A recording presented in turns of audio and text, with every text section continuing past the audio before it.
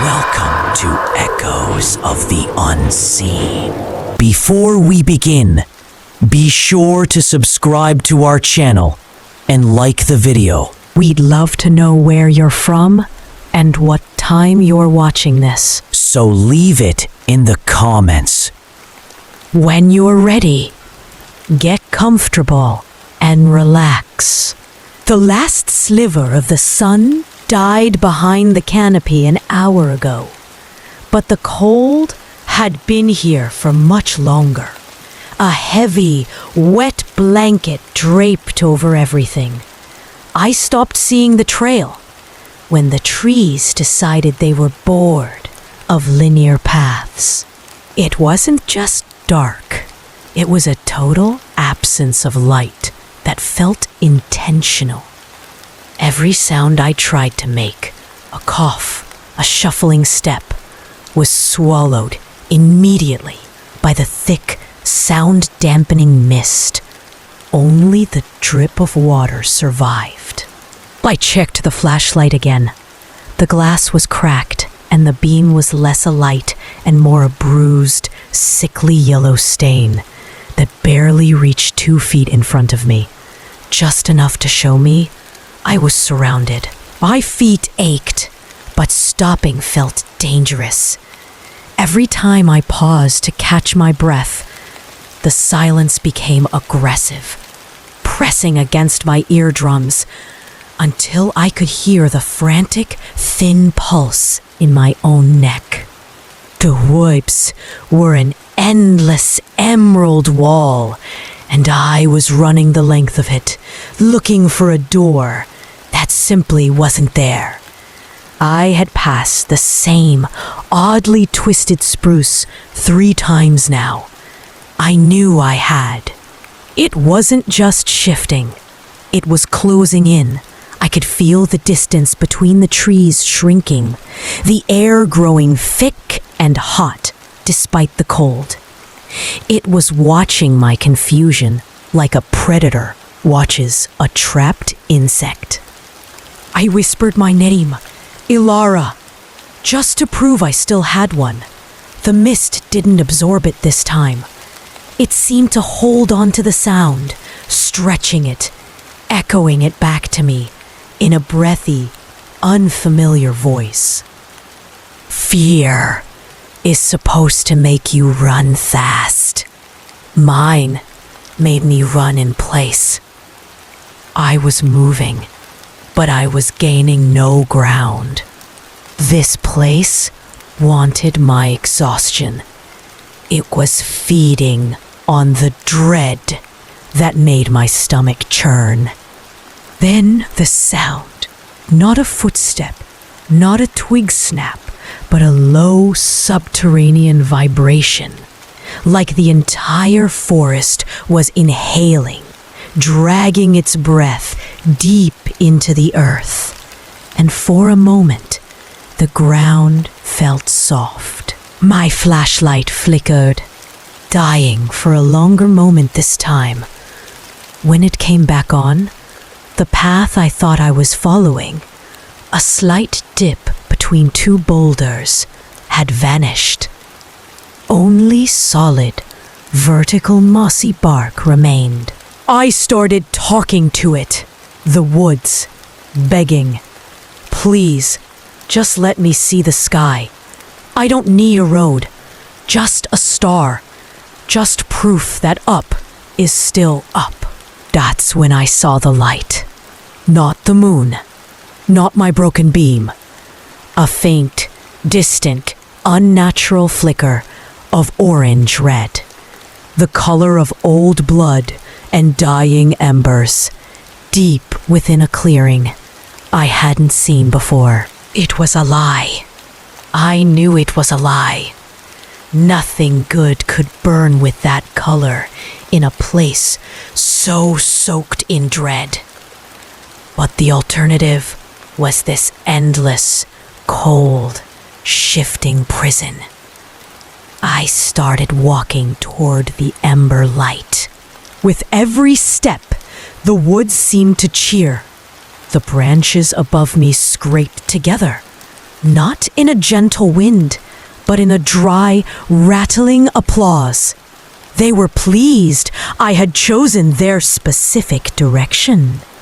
The air grew heavier, smelling of damp earth and something metallic, like copper left in the rain. I knew I was close. I stopped shining the flashlight. The orange-red was all the path I was allowed now.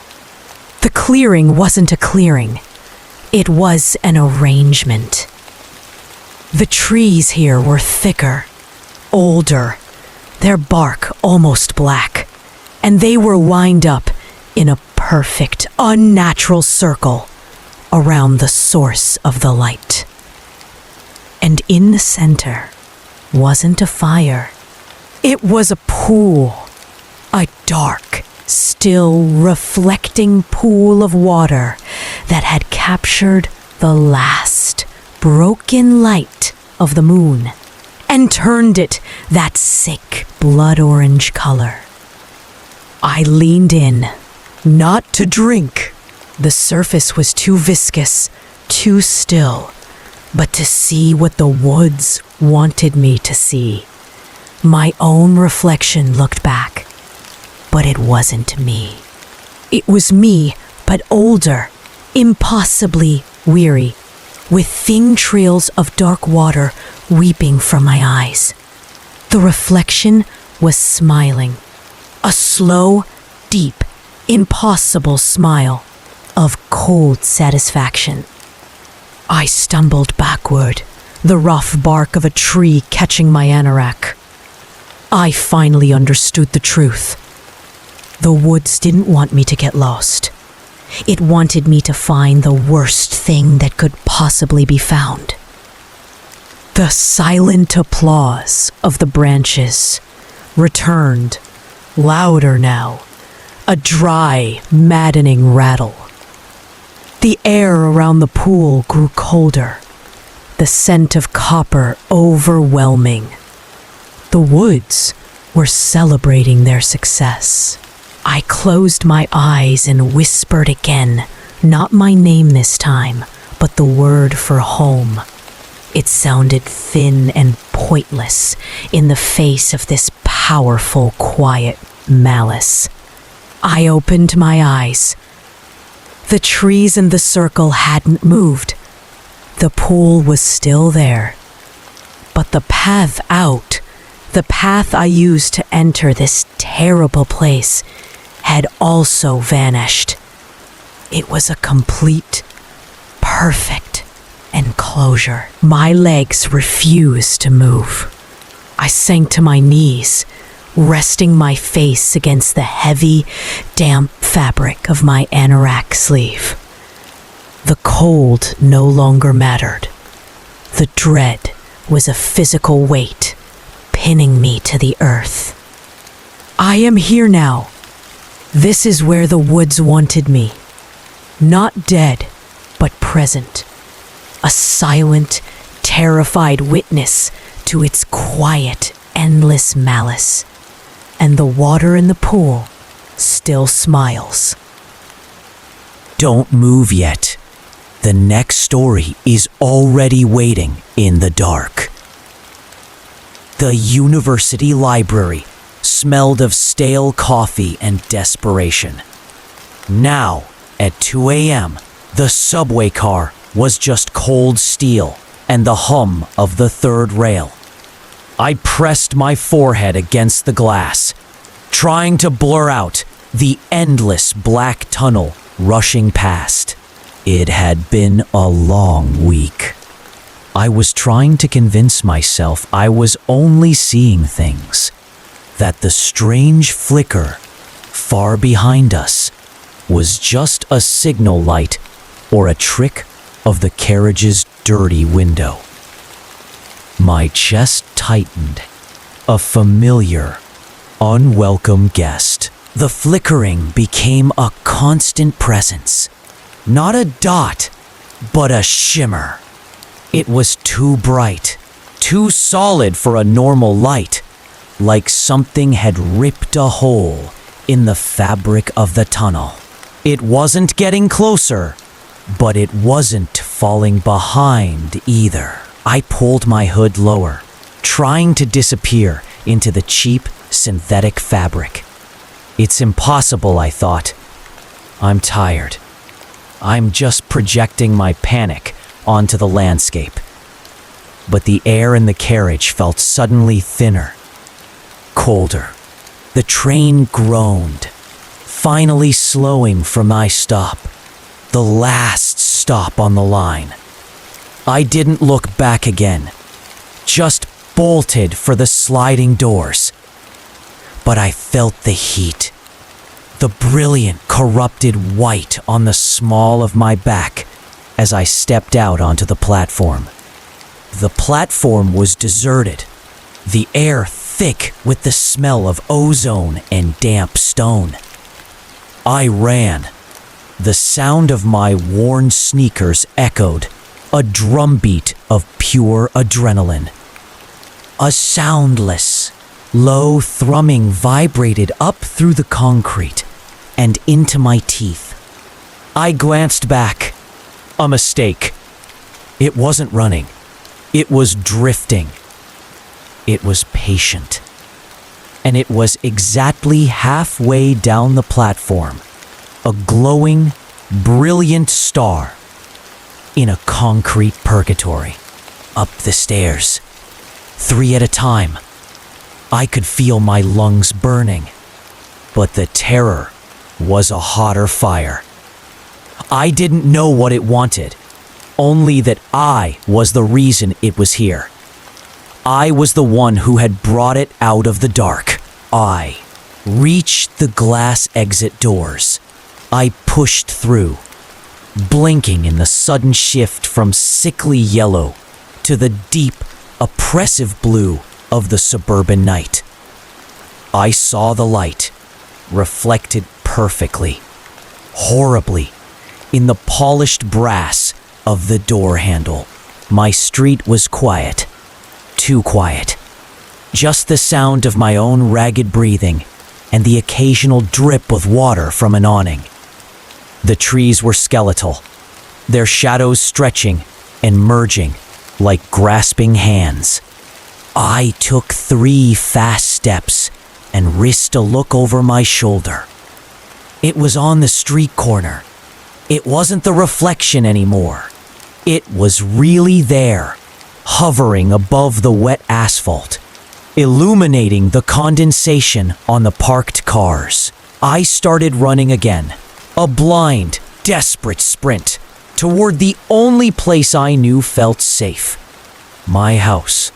My small, ugly brick house. The backpack felt like a boulder. My legs like water. The light was a hunter. It didn't speed up, but it never slowed down. I could feel the heat on my neck, the buzzing in my ears, a low infrasonic whine that only I could hear. It was playing with me. I realized my key. Where was my key? Fumbling, shaking, my fingers felt like clumsy sausages against the cold metal. The lock felt infinite, the door frame a mile thick. I heard a distinct pop from the end of the street. It was the sound of a fluorescent tube exploding, and it was followed by the sound of nothing. The light was here. Click, click, click. Deadbolt, chain, security latch. I threw every barrier I could between myself and the thing that had followed me out of the ground. I leaned against the door, hyperventilating. A white light bled through the curtain gap. It wasn't a shadow. It was pure, unadulterated white. It pulsed, a slow, deep breath, and I could feel the glass of the window pane vibrating against the wood frame. I retreated to the living room, trying to make myself small, trying to convince the thing that I wasn't worth the trouble.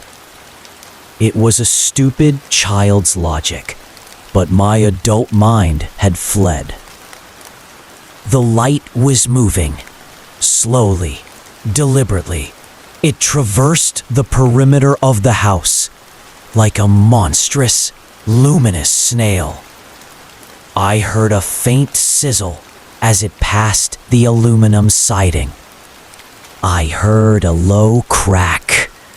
Not the glass, not the wood, the air. The light had stopped at the small, dusty window in the basement stairwell. It was gathering energy. The sound of shattering glass was delayed, muted, as if the light itself had consumed the noise. A thin, luminous tendril of plasma shot through the broken pane. It was testing the perimeter. I backed away, pressing myself against the wall, my backpack falling unnoticed to the floor.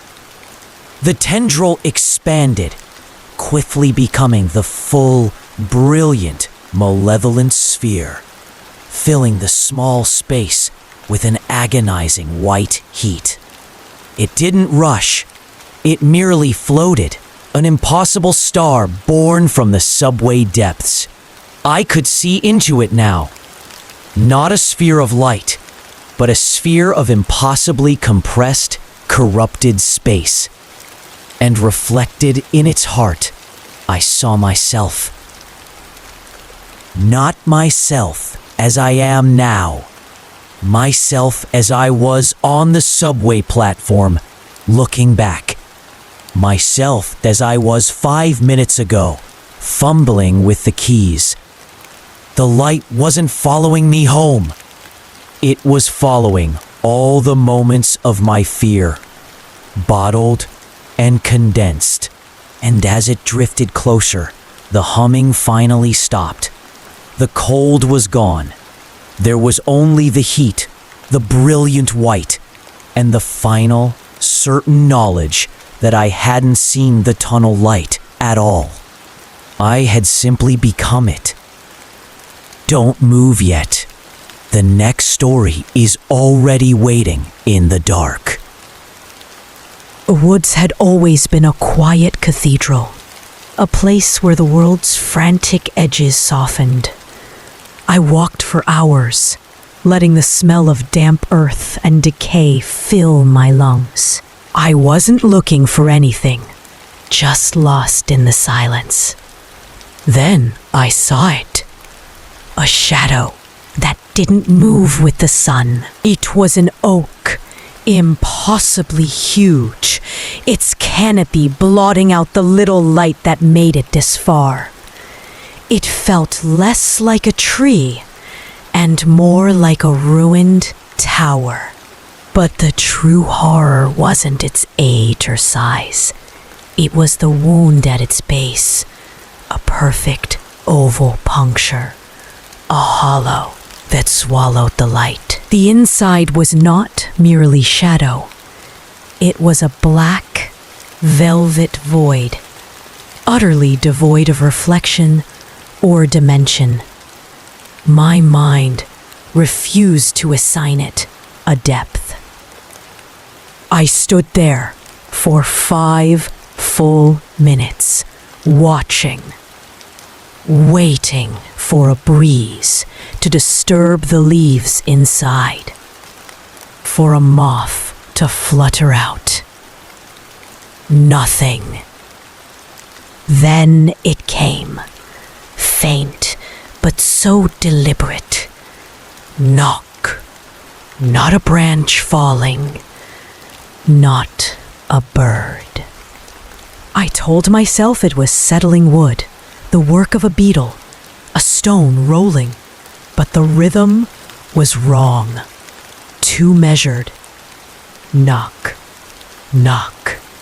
My heart began a sick, heavy drumbeat that tried to drown out the faint sound from inside.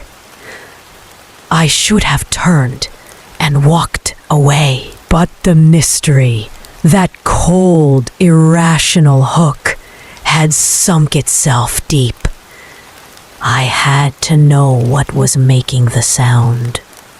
I leaned in closer, bringing my face within inches of the black throat of the trunk.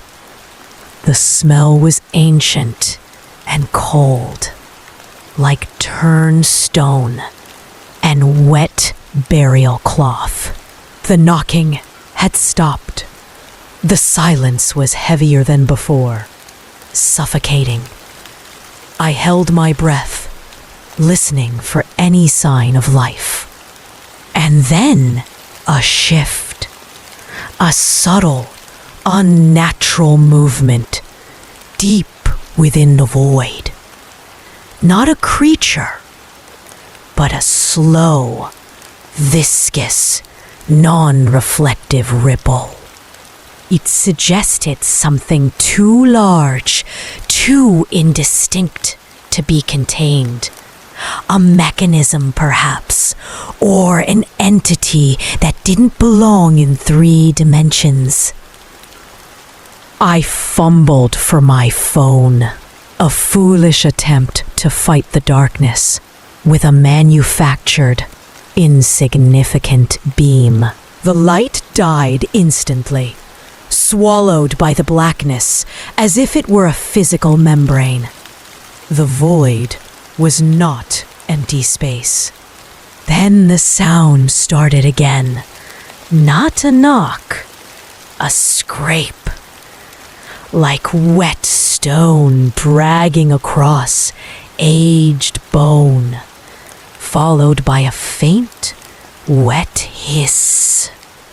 It was a sound of immense friction, too deep to be at the surface, too close to be far away. It was climbing.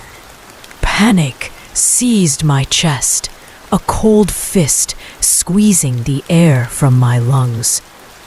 I had to leave. My body knew, but my mind was paralyzed.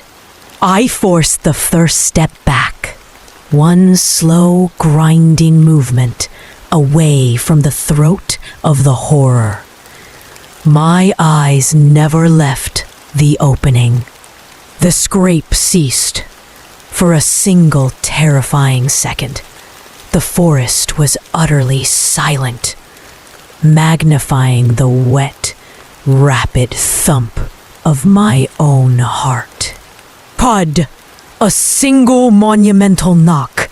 It wasn't the sound of wood, but of something impossibly heavy dropping against the inside of the bark. The ground vibrated up through my boots. It wasn't a warning. It was a challenge. A cold, hungry acknowledgement of my presence. I didn't look back. I ran through the shadows, the wet leaves slapping against my knees. The silence of the forest, now a screaming accusation.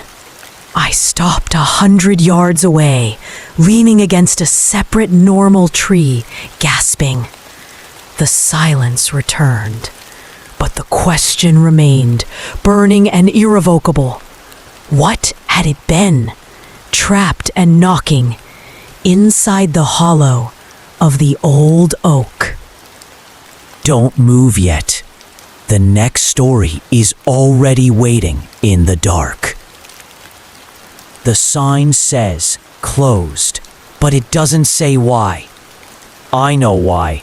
It's my secret, carved into the floorboards of this cabin and the lines around my eyes. 55 years old, and every night is the same vigil. This job, camp ranger for Blackwood Forest, is a lie. I don't maintain trails or guide tourists. I am a jailer, and the cell walls are nothing but old, damp trees. Tonight the air is too still. Late autumn stillness, the kind that presses in on your chest and makes the moss on the roof shingles look like black velvet. It is restless. my pristine olive green jacket, my symbol of authority, is nothing more than a shroud against the cold dread that seeps in under the door. I checked the latch twice. The official report states danger of sinkholes and unstable terrain. Tourists nod, disappointed, and drive away. Better a lie than the truth that would shatter their minds. I walk the perimeter. Not the tourist perimeter, but mine. The one I established 40 years ago when I first saw the shadow move. Every tree is a post. Every snap of a twig, an alarm. The scent of pine and wet earth usually brings peace. Now it's just the smell of an opened grave. They say fear is a chemical reaction. For me, it's a constant, heavy atmosphere. At the line of ancient, twisted hemlocks, I pause. This is where the old road was before I ripped it up. Now it's just a blacker hole in the black woods. I hear it now. Not a sound, but a pressure. Like standing too close to a vacuum. It's testing the silence, pushing against the unseen barrier of my will and the blessed isolation. I've learned its rhythm, a slow, agonizing breath inhaled over an hour, held for another, then exhaled as a cold draft that steals the warmth from the marrow of your bones. 40 years ago, I was 22 and reckless. A summer job, a day. I thought the local legends were campfire stories. I was wrong. I saw the flicker. Not a deer, not a bear. A shifting, columnar mass that didn't obey light or physics. Just deep, moving shadow, like the forest was turning inside out. It didn't chase me. It simply watched, with pinpricks of yellow light that felt less like eyes and more like holes punched through to something much older than the forest itself. That's when the duty began. I didn't quit. I stayed. A singular sentinel, because if I ran, it would follow the weakest link, the nearest town. The wind picks up, a howl that isn't wind. It's a sound without a source, a desperate scraping whisper against the barrier of silence I try to maintain. I step out now, into the raw cold. My flashlight beam is a joke, a tiny sun fighting a black ocean. But I have to see if the boundary held. The dead tree clearing. I named it that myself. It's where the shadow is strongest, where the twisting vines and black leaves seem to animate on their own. It's closer tonight. The air is thick, tasting like ozone and ancient frozen water. I can feel the movement, a slow, liquid crawl across the uneven earth. I know the boundary moves, not every season. Sometimes decades pass without change, but it's moving again. I've felt this before. It means something has disturbed the balance. I've written the dates down. 17 times since 1968. That's a long walk across the invisible line, into the dark, into the unknown. Every time, I've come back different.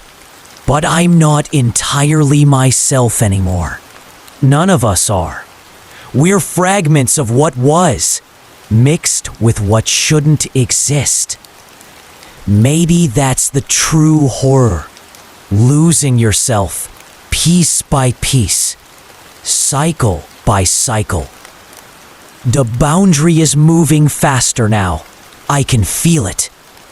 The ground beneath the old ranger station trembles sometimes, like something is breathing beneath the earth. I've decided to stay this time, not to cross back. If the boundary takes me entirely, if I become something else, perhaps that's what's supposed to happen. Perhaps all of us were meant to be guardians of the threshold. They say you can only keep a job like this for so long, that eventually the thing at the boundary will choose to cross over completely. When it does, the real horror begins. Not the unknown becoming known, but the known becoming impossible. I'm writing this at the edge of the boundary, where the forest ends and begins at the same moment. When you read this, if you ever read this, know that some jobs require more than a person to keep. Some require becoming something other. Some require sacrifice. The real danger isn't that the boundary will consume everything. It's that one day it won't need to anymore. Don't move yet. The next story is already waiting in the dark. The silence of this cabin is a physical thing, a cold weight on my chest. It presses down, heavy with the knowledge that I am the only light for miles. Outside, the dense pine forest is just a darker shade of night. The wind whispers things I don't want to hear. The kind of things that make your skin crawl inward. I told myself it was the lack of sleep, that the dread was just the loneliness settling in, a side effect of choosing isolation for a week. But the feeling was different tonight. It felt like attention, like a deliberate, unblinking focus was being held on the back of my neck. I stood from the table, my worn flannel brushing against the wood. It was a stupid, instinctual thing to do. The moth drawn to the outside of the light bulb. I moved toward the window, slow, as if speed would break some invisible, brittle thread of safety. My breath caught in my throat, a tiny, useless knot, and then I saw it. Just a subtle displacement in the blackness. Not an object, but an absence of the right kind of shadow. Too tall, too thin. My mind screamed, "Animal! Bear!" But my eyes knew better. Nothing that breathes and bleeds moves with that impossible stillness. It hadn't moved. It was just there, standing in the thick of the woods, where no one ever walks, watching me stand in the yellow square of my kitchen. I couldn't look away. I couldn't move. The silence inside the cabin became a vacuum, sucking the air and all sound out of the world. And then, slowly, impossibly, the shadows at the top of its long, thin mass parted, separating like wet silk. And it smiled. It wasn't a friendly smile. It was a weapon, a stretched, impossible rictus that spoke of a deep, alien amusement at my terror. The teeth. There were too many. They were all wrong. Too long. Too white, like fragments of cracked porcelain pressed into a black, gaping line. I heard a sound, a high-pitched, strained exhale. It took me a beat to realize it was coming from me. A sound of pure, unadulterated shock. It didn't move its body, but the smile, it broadened. A centimeter more on each side. Impossible and sickening. It was enjoying this. My muscles were finally starting to obey. A twitch in my leg. A slow, agonizing effort to pull my foot back, away from the glass. I needed to turn, to run, to pretend the darkness would be kinder than the light. But the smile held me, an anchor forged of sheer, impossible dread. Then it was closer, not by walking, but by appearing, right on the other side of the glass. The air between us was gone. I saw the wet wood of the window frame next to the entity's face, the texture of the old paint peeling slightly. Normal things beside a cosmic wrongness. A dark, long, thin finger, too jointed and too pale, rose from the shadow below the frame. It moved, slow and deliberate, toward the glass. It tapped, not knock, just a single soft tap. It was an invitation, a question. Are you going to open it for me, little light? The smile was now the only thing I saw. It was a promise, a threat, and a revelation. It was the face of the forest, come to claim its due. I closed my eyes, and I heard the faint, terrifying whisper of the wood grain groaning as something pressed against the frame. And I knew the answer was always yes. Don't move yet. The next story is already waiting in the dark. We were told it was a simple missing person case. A hunter shack, remote, no power. Now, the rest of the team is waiting outside, frozen in the cold autumn air. I've brought the equipment inside. The air is thick with rot and something else, something chemical and old. I should have trusted my gut when I saw the blood trail leading to the door. I saw it immediately, in the narrow beam of my light. Not just bones, but a ritualistic heap. Too large, too varied. Human and animal, stitched together by something sickeningly organic. My training kicked in. The slow, methodical process of observation. But my stomach was already trying to exit my body.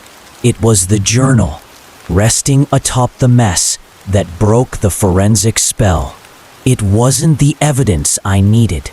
It was the story I dreaded. I slipped on a fresh pair of gloves and reached for it. The leather was sticky, wet with age and something else. Entry 1, October 12th. The silence out here is not empty. It is a waiting presence. It settles into the corners, into the marrow. I've begun the collection. It needs variety. It needs purpose. I tried to keep my focus clinical, but the words were needles in my mind. Purpose. What purpose requires this quantity? I swept my light across the walls. Scratches, deep, frantic gouges that looked less like distress and more like charting. Entry 5. October 19th. The geometry is crucial. The old texts were right. The femur of the deer, the scapula of the woman, the clavicle of the dog. Each piece is a circuit point. The current is weak, but I can feel it humming now, just under the dirt floor. A cold draft hit the back of my neck. Impossible. The shack was sealed tight with years of decay. I spun around, the light beam dancing erratically. Nothing but the oppressive blackness that seemed to press against the single circle of my illumination. I forced myself back to the text. Entry 11, October 25th. I am running out of suitable material. The collection is nearing completion, but the binding requires one final living thread. A tether for the exchange. Exchange. The word resonated in the shack. The chemical smell intensified, mingling with the copper scent of old blood. My professionalism was gone, replaced by a deep, visceral terror that felt like static electricity against my skin. I knelt, shining the light directly into the center of the bone pile, examining the arrangement described in the entries. It wasn't random. It was a macabre sculpture, designed to channel something or keep something contained. Entry 14. October 28th. The exchange is simple. The vessel of bone is ready. The new host must be invited, not forced. The final sacrifice is the self. The offering of an empty space for the guest. The wind outside picked up a high, thin whistle that sounded like a breath drawn across a razor's edge. I thought I heard my name. A whisper from the shadows I hadn't illuminated yet. It wasn't the wind. It was inside the walls. I grabbed the journal, deciding I had seen enough to condemn. But as I turned to leave, the light flickered. Once, twice. The batteries were fresh. The blackness was trying to swallow the light whole. I frantically flipped to the final entry, needing an ending, a closure to this grotesque confession. Entry 20, October 31st. I am empty. I am ready. I leave the map. Whoever finds this, you are the invitation. You're the invitation. The shack seemed to groan. Not the wood, but a sound from deep in the earth beneath the floorboards. The chemical smell was overpowering. I realized, with paralyzing dread, that the map was the arrangement of the bones themselves.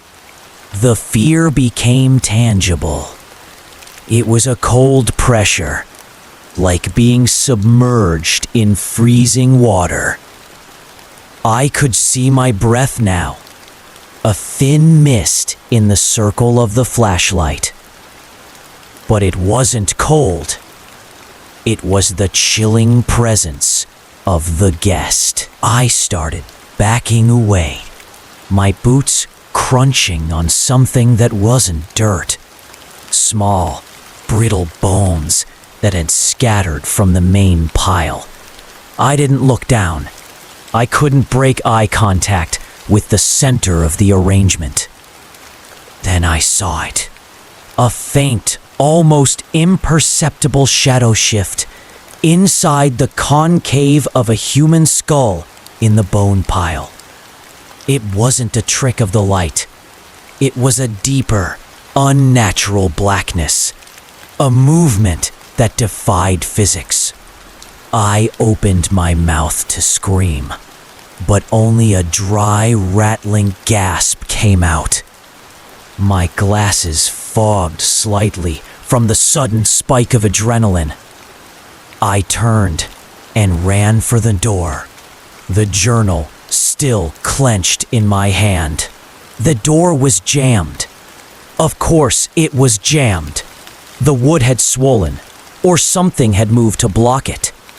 I threw my shoulder against it, the sound dull and flat in the heavy, silent air. Entry 21. November 2nd.